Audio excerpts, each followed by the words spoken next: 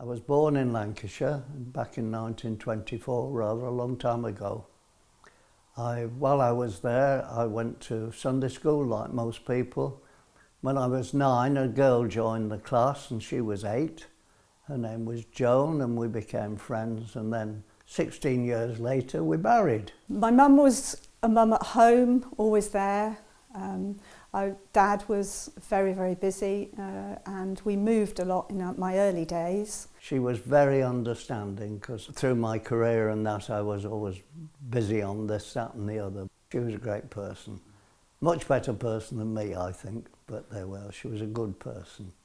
We both belonged to a church and we were both active in the church, and that's been all the way through our life. Their social life was together always, no separate hobbies as such. Yoga was a passion for both of them, you know, all the way through, and still is with Dad. I did 15 years at Sobel House, 10 years on the bereavement team. Joan had become a qualified masseuse and she came and massaged as well there. When Joan was 83, she was diagnosed with dementia. That is a shock, of course, because dementia, there's no cure.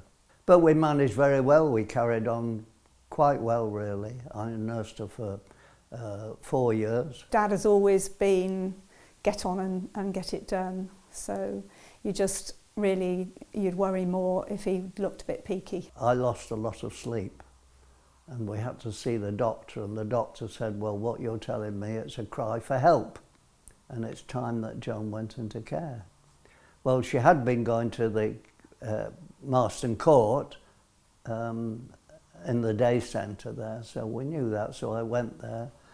And the very next day, they were lovely there, because I got very upset because I couldn't manage.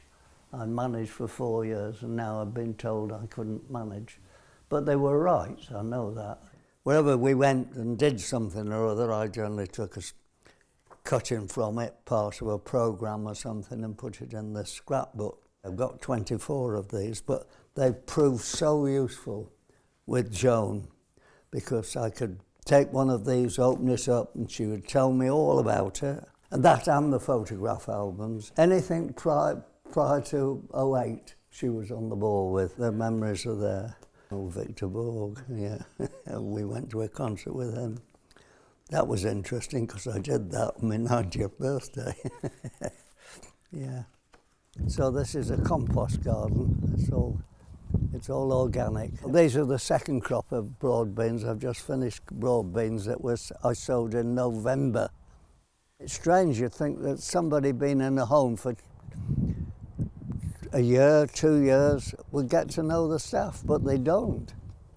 But as I say, when she was in there and went to church, she knew everybody and would call them by their names. She could remember the names much better than me. She wasn't insane, her brain was all right from that. It was the memory that was the problem. But as I say, the staff on that, she was all right with them and that. She just accepted them, but she never learned who they were. No. Really, it becomes that they are not the person you married. It's just like that. It's a strange thing. It's really, some people say it's a slow death.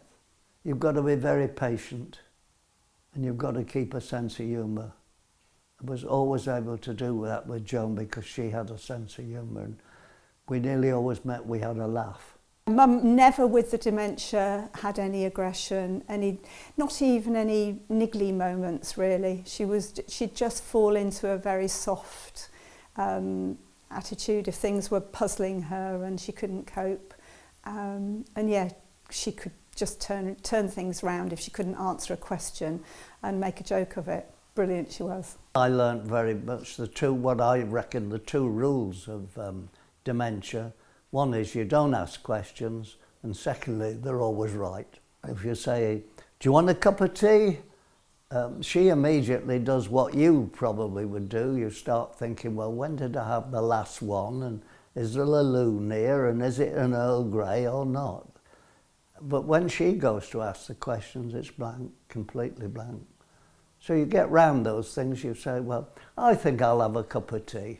And she'll probably say, well, yeah, I'd like one too.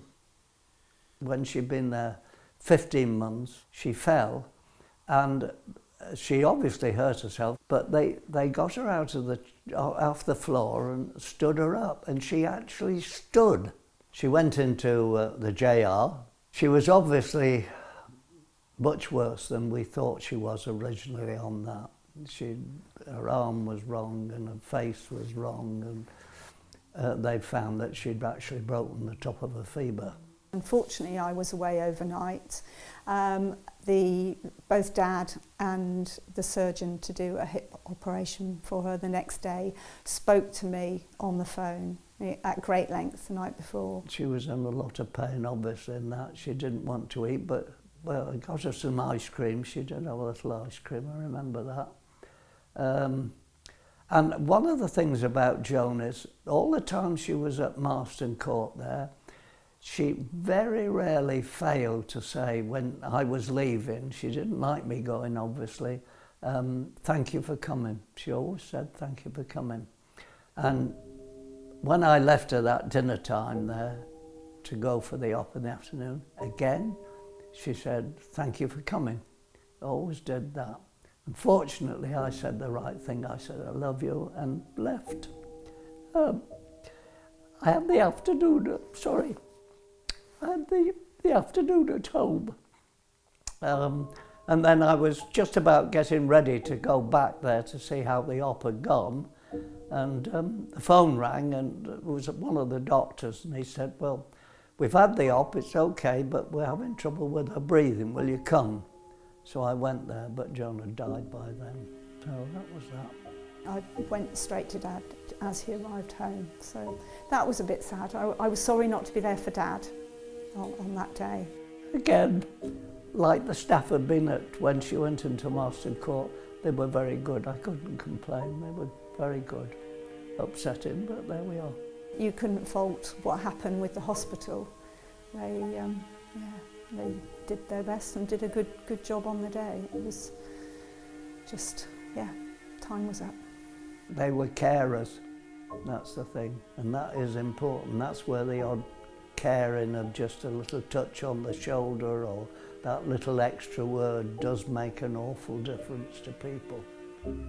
In some ways, I feel a little grateful that the end came when it did, when she was lovely and she had memories. She still knew full well who every member of the family was. That was the way John would have wanted it, really, and it was better for me and the family, that, because we got good memories of her.